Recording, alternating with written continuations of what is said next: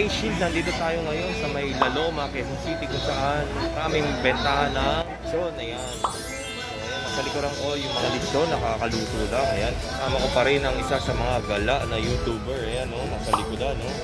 Namimili na. So, malutong, no? So, diba? Magkano lang ngayon ang isang buong lechon po? 5-5 sa dulo. Ha?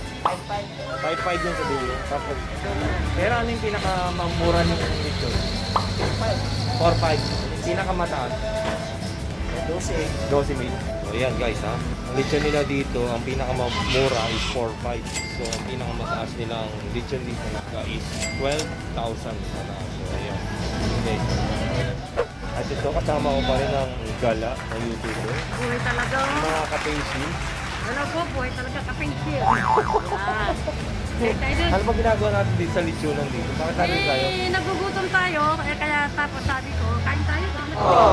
Sige, isa-isa po kaming lechon. Alam mo yung Ninang Keyboard at Mama na eh, mapapanood ko eh. Yes. Pati rin mga lechon na yan Ayan. po. Alam niya na, Mama na. Kain po kami. Ay, ayun na. Ang baboy. Umiiyak ang baboy.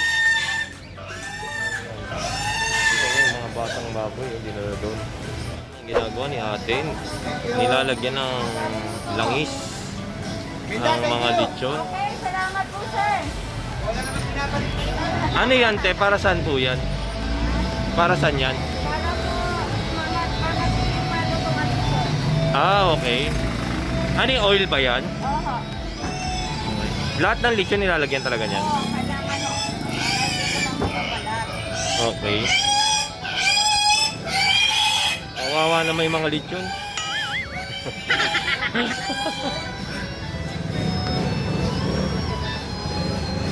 Ano yan, te? Pagka diniliver ba yan? Ano na naluto na? Malutong pa rin siya? Oo, Ah, okay. mga native yan sir. Ah, native ito, no? Kaya maganda. Bakit meron ba kayong hindi native? Meron ba sir? Manipis ang taba, masarap din yun at malaman. Ah, okay. Backyard, yung maninipis ang balat.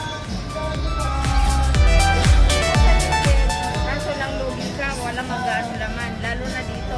Ang laman sa native, yun iba sa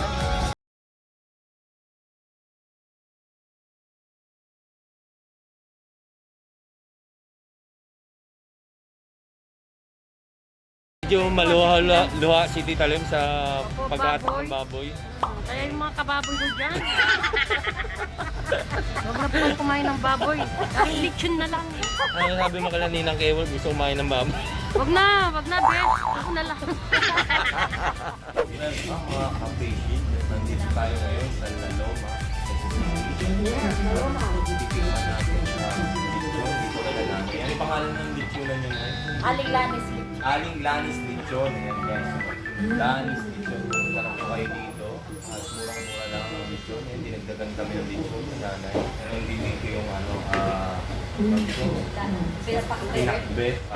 Paksiw na lechon. So, kompleto sila dito. So, yan. Kasama ko pa rin ang isa sa mga gala na YouTuber na nakakulay green.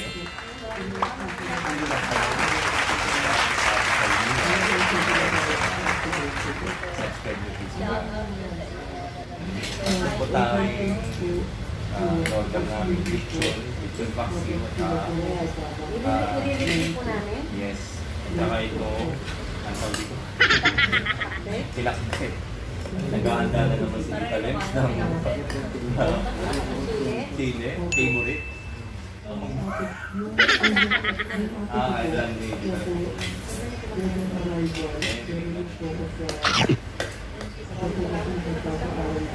Unang tikim. Ito yung dictionary nila. Titikman natin.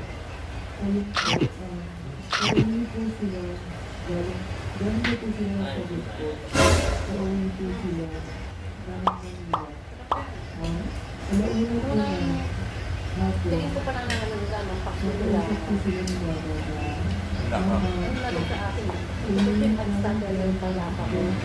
High standard, ha?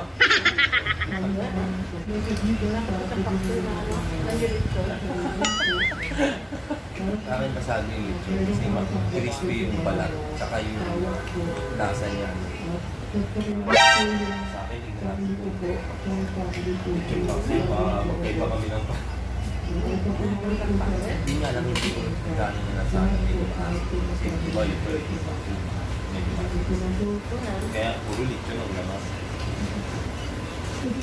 Okay. Marap. Pinakbit. Malasa. Nag-blend pa yung lasa ng lechon. Ang lechon yan, malasa ng lechon. So yung lechon nila, this is one. Hindi naman matataguan. Marami. Kahit sa one food, marami. Diba? Yung lechon dito, sa Trilas lang ito. Pinakamababang yun ng lechon. Is nasa 4,000 naman. Pinakamataas naman sa Balda. Malaki. At nang luha-luha si Tita Lex. Hinahatak yung mga biik. Pabilayan na yung mga biik. Pang-rooms niya. So, para sa iyo, Tita Lex, anong masasabi mo dito sa may lechon paksiw? Anong rate?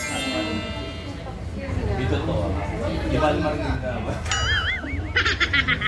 Yung paksiw red con, nakahilan na kasi.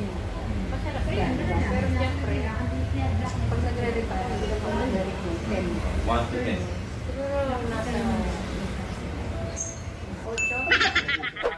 Sa akin naman, hindi ko lang nalasahin medyo asin na hinahanap. Pero masarap siya talaga. Sa akin, 6. Tita. Sa akin, wala akong masabi, kundi yung balat. Ang lutong. So 1 to 10 ang i-rate mo dito? Siguro mga 7. 7. So panakit. No, guys. So, Gulay lang siya kaya kumain. so, anong rate? 1 to 10? Sa akin yung gulay. 6. Ano pala to? Yung gulay. Sa lechon sa akin, 8. Itong gulay. 5. So yung last natin, yung sauce. Ay, so, Puro katotohanan to. Yung sarsa po, ayan, sarsa na. Ano po yung mahusgan at wala akong halong pagdibiro kaya namukhang loko-loko. Kaya nadala lang ako ng cruise, no? Friendship, tatawa-tawa na yun. Ano sabi mo sa sauce? Anong unang natikman? Yung sauce niya, masarap siya. Masarap siya, pero...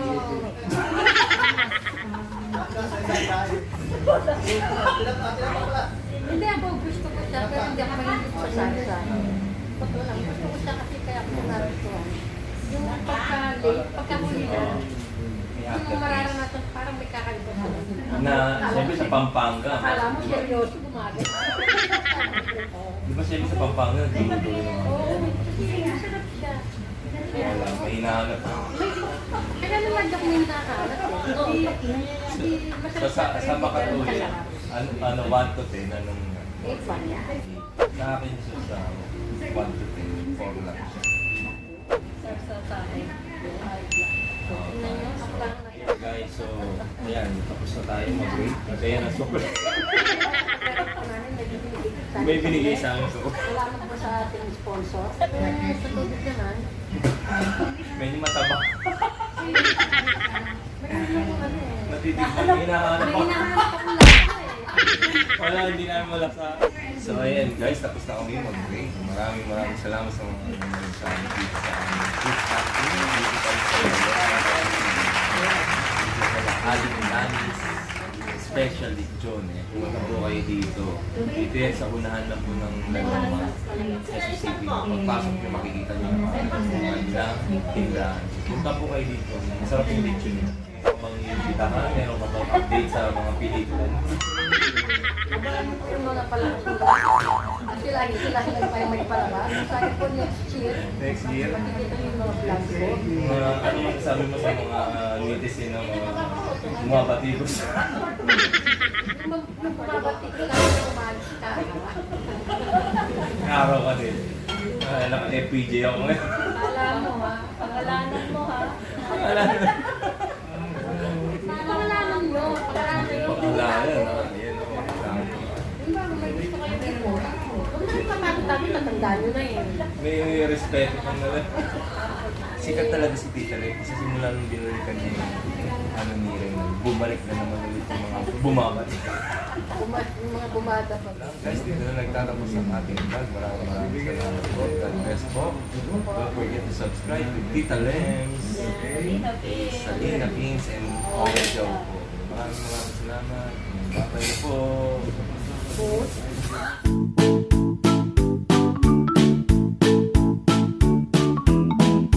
Ang birthday celebrant ng gala na YouTuber, ayan. Kamusta naman ang kaarawan mo? Ayun, may araw. Nung araw na yun, kaya... Talent, paano mag-end. Ayan. Na rin ako sa wakas. Sa pamamahay ng isa sa mga gala na YouTuber. Ayan na. Ang magulong bahay ni Tita Lems. Ayan. Ito. Wag pa. Bibigay ni Tita Lems ang may mikropono ng kapangyarihan. Wala. Ayan. Ilagay ko lang dito kasi yung box niya. Mhm. Yan. Regalo yan. Bigay kay Tita Lems. Bibigay kasi sa akin ito. Kaya...